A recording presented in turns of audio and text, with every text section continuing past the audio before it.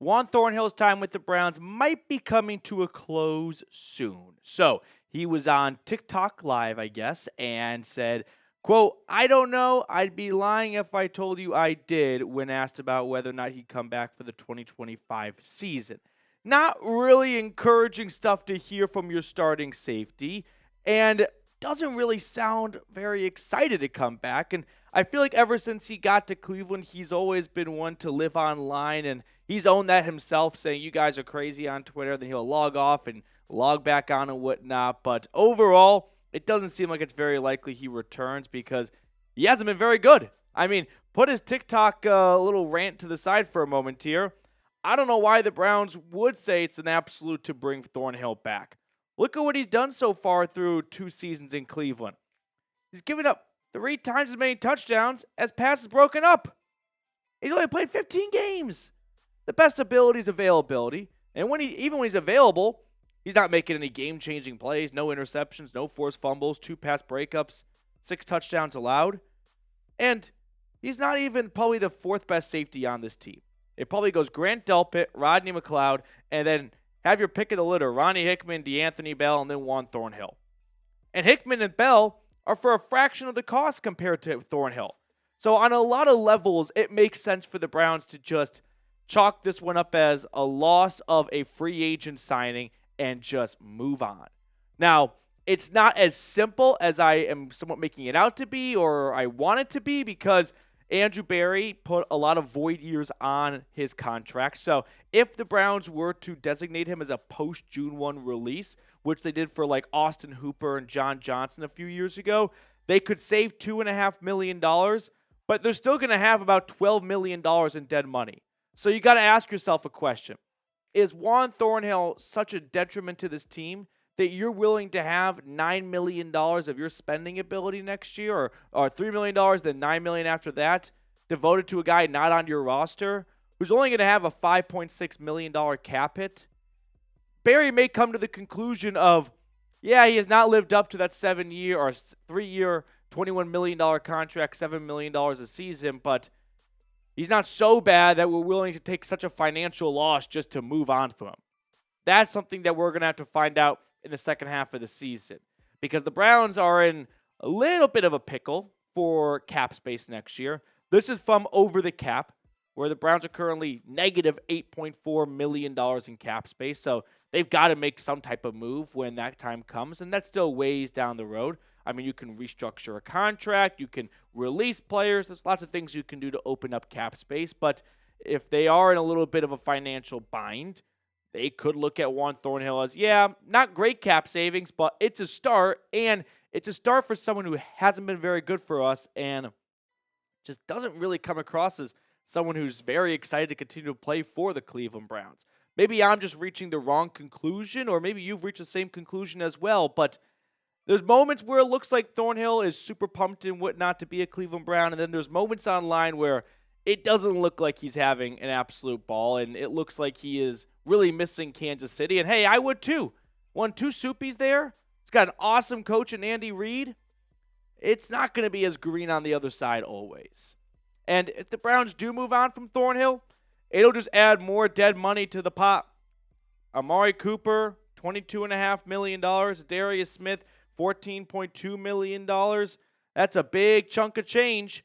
And the Browns, they already have a lot of money in the dead cap hit. I mean, just compared to the rest of the NFL, they are second in dead money for next season, only trailing the New Orleans Saints. So I'll put the ball in your court right now. Would you move on from Juan Thornhill? Give me a yes or give me a no down in the comment section. I'm willing to see how the rest of the season plays out, but once Ronnie Hickman gets healthy, if we're having attitude issues with someone that's being paid as highly as he is, I'm happy to turn it over to Hickman. I mean, I feel like he's been better than Thornhill anyway since he got here. The difference is one guy's making $7 million a year, the other one's a UDFA. So sometimes it's hard for our tiny little brains to realize, maybe we should let the best player play and put the contract and the draft grade aside for a moment. Now, next up on the show, I want to talk about Andrew Berry. There's been a lot of discourse out there surrounding Berry and whether or not he should continue being the Browns general manager. So I'm going to weigh in, and I'm going to give you guys my thoughts and a lot of facts to back it up as well. But first, I do want to give a quick shout out to our sponsor today, and that is Game Time. Game Time has so many cool features, one of them being Game Time Picks. That filters out the fluff to show you only incredible deals on great seats, so you don't have to waste time searching through thousands of tickets. Another awesome thing about Game Time is you can get a bird's eye view of your seat before you purchase your ticket. That way you don't show up to the stadium, the venue, the arena, and realize you're all the way in the nosebleeds or you're sitting behind a pole. No, you know exactly what you're purchasing. So take the guesswork out of buying tickets with Game Time. Download the Game Time app, create an account, and use code CHATSPORTS for $20 off your first purchase. Terms apply. Again, create an account and redeem code CHAT Sports for $20 off. I put all that information in the comments and description of today's video. Download Game Time today. What time is it? Game time. Now, let me open up this segment of the show by saying I would not fire Andrew Berry. I would not fire Andrew Berry. I would not move on from him despite it being a disastrous 2-7 season, and the cherry on top is the trade and contract given to Deshaun Watson, which is looking like a big epic failure. Despite that, I'm still not ready to throw in the towel on Berry, and there's a couple of reasons why. So allow me to kind of run through them. But let's first start by unpacking what Andrew Berry's number one job is, and that is roster construction. So let's revisit some of the moves he has made, the notable ones, while constructing the roster. First, via the NFL draft. I've identified 4.5 really good draft hits by the Browns.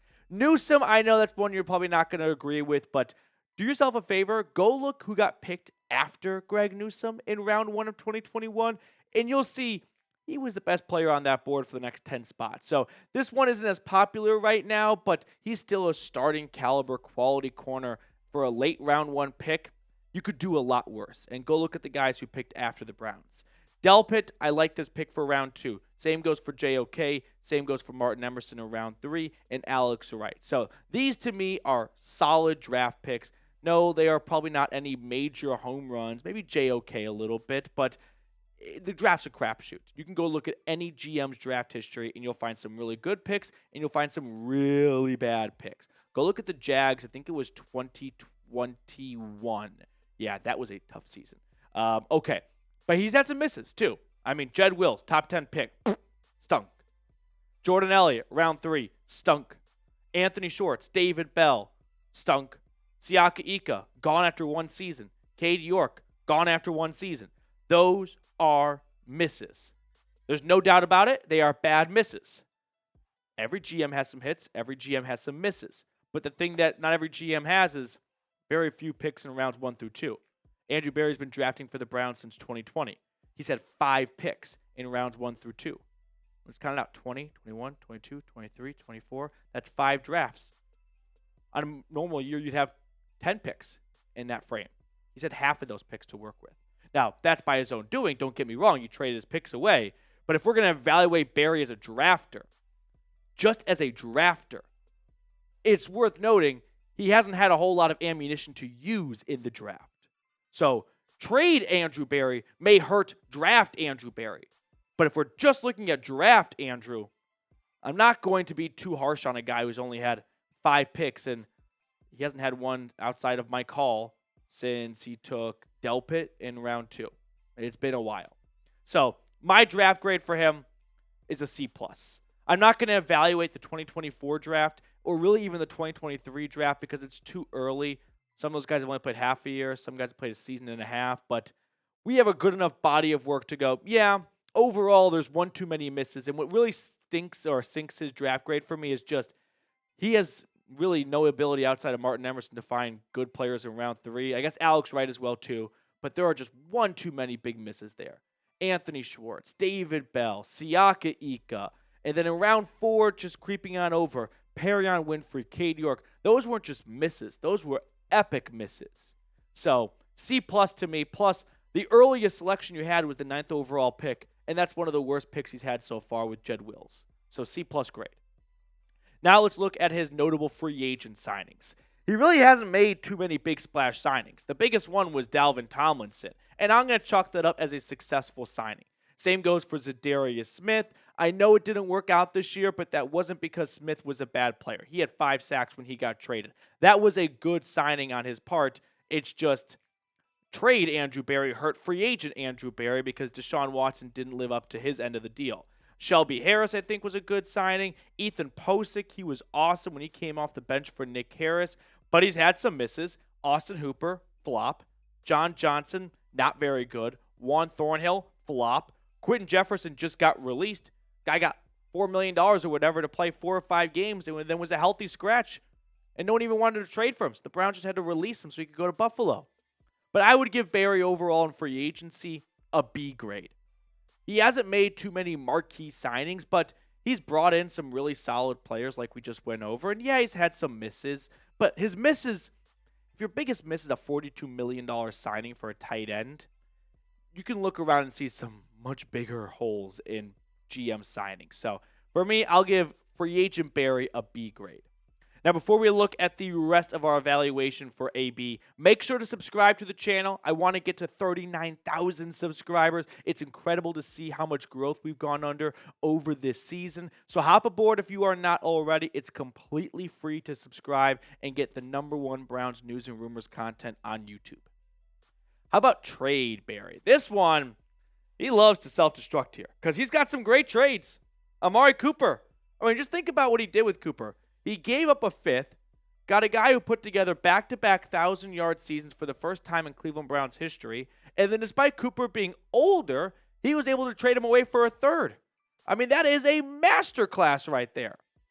But he's got some misses, right? Elijah Moore would probably be a trade that, given the opportunity to undo that, he likely would just rather hold on to a 2nd-round pick and not get more and a 3rd.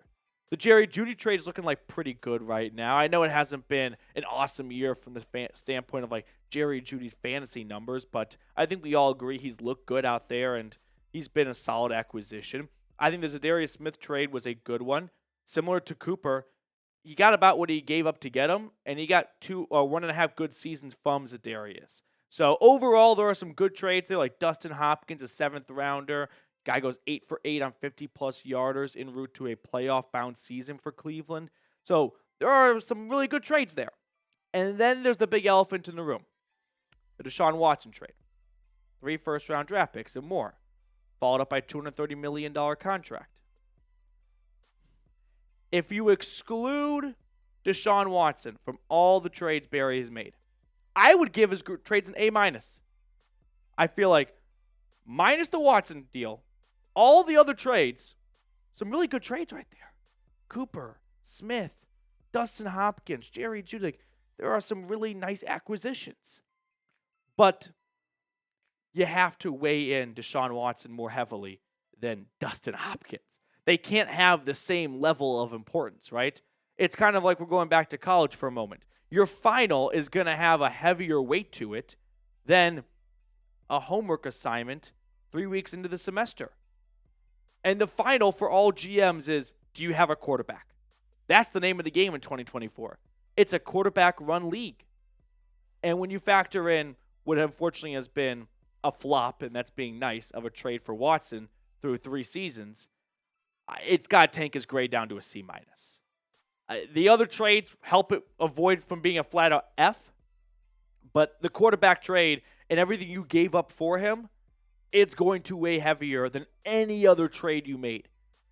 I mean, just look at the picks he gave up for a moment. Go back to that Berry trade for a second here, Reed. And the amount of draft capital that was used to acquire Deshaun Watson, it's more valuable than all the other draft capital and every other trade. Would you rather have the 3 first-round picks and I think it was a 5th rounder they gave up to Houston, or 4th rounder, or the 5th for Dobbs, the 3rd for Cooper, the 3rd for Moore, the 5th and the 6th for Jeudy, the 5th or the 6th for Smith? Like, no. More capital was spent on Watson than every other trade in Cleveland Browns history under Andrew Berry as a GM combined. That's why I'm going to give him a C-. So with that, we can now look to Andrew Berry's contract extensions because there are a lot of really good players on this team that Andrew Berry didn't draft. Credit to Dorsey. He nailed some really good picks here. But also give credit to Berry because we have seen a lot of other GMs make dumb mistakes. Like that Titans GM, John Robinson, he traded away A.J. Brown. So give credit when credit is due. Berry did an excellent job of recognizing talent on his roster that he inherited or he brought in and then locking them up long term. Some really core pieces of this roster that has helped this team reach the playoffs twice in the last 4 years or whatever, since 2020. And kudos to Berry for not letting these guys walk out the door and leave in free agency. How often do we see other teams make that same mistake and we're wondering, how the heck did you guys let this guy go? When Berry gets a good player, he's not going to let him walk for the most part. Flacco is a mistake for sure, but kind of factor out the entire quarterback part of his job, and that's a big chunk of the pie, don't get me wrong. But all the other moves he's made, you got to admit, he's done a good job. Does he have a 1,000% batting average? No, he doesn't. No GM does. It is a crapshoot, guys. Pick any team. Go look at their draft history the last 5-6 years. You're going to see some great picks. You're going to see some bad picks. I mean, take the Chiefs, for example. Let's just do this live on air right now. Chiefs draft history. Ready? They are the team to beat. I'm doing this live with you guys right now. Let's go to 2021. Okay. 4th round pick out of the league already. All right. How about Lucas Niang, 2020, 3rd round pick? I don't think he's starting for them. How about Juan Thornhill, 2nd round pick? Kalen Song, like there are some good picks here. Don't get me wrong. 2022. Sky Moore, 54. Sucks. Brian Cook. I don't even know who Brian Cook is. But that's the Chiefs. And there's some great picks in there. So my point is, if you want to be nitpicky about Andrew Berry, yeah, congratulations. You can do that with all 32 GMs. By and large, he's made a lot of really good moves. I don't think you get to where the Browns have gotten under his reign by accident as frequently as they have gotten to the playoffs. That's why I'm ultimately going to give the extension part of Andrew Berry an A-.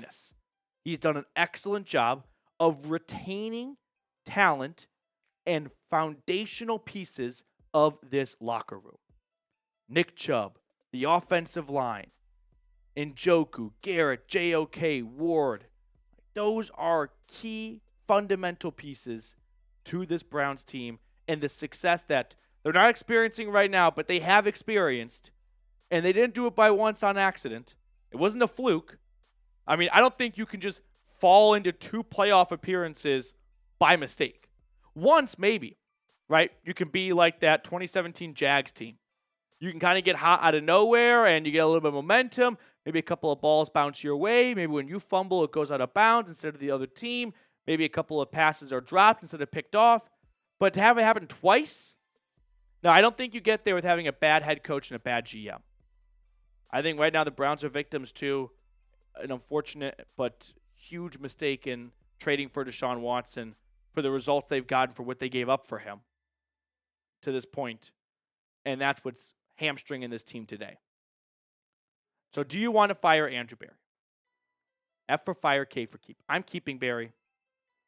I think we've seen too much good to let, unfortunately, one big mistake completely sink him. K for keep.